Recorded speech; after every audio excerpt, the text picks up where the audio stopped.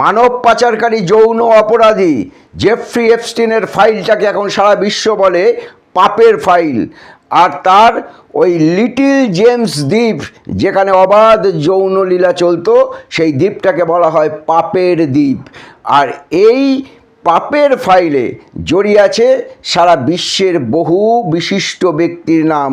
ঠিক তেমনই এই পাপের ফাইলে অত্যন্ত ভয়ঙ্কর রোমহর্ষক কাহিনীর বিবরণ দেওয়া আছে নির্যাতিত মেয়েদের করুণ আর্তনাদের কাহিনী। আর ঠিক সেইভাবেই যে বিশিষ্ট ব্যক্তিরা সমাজে মাথা উঁচু করে থাকেন, বিল গেটস, অ্যালান মার্কস, মার্কিন প্রেসিডেন্ট ডোনাল্ড ট্রাম্প, যার কথা ওই পাতায় পাতায় রয়েছে এপস্টিন ফাইলে। আর ঠিক তেমনিভাবেই আমার ভারতবর্ষেরও বেশ কিছু মহান ব্যক্তিদের নাম ওই এপস্টিন ফাইলে পাওয়া গেছে, যে জেফ্রি এপস্টিনের সাথে তাদের একটা যোগাযোগ ছিল।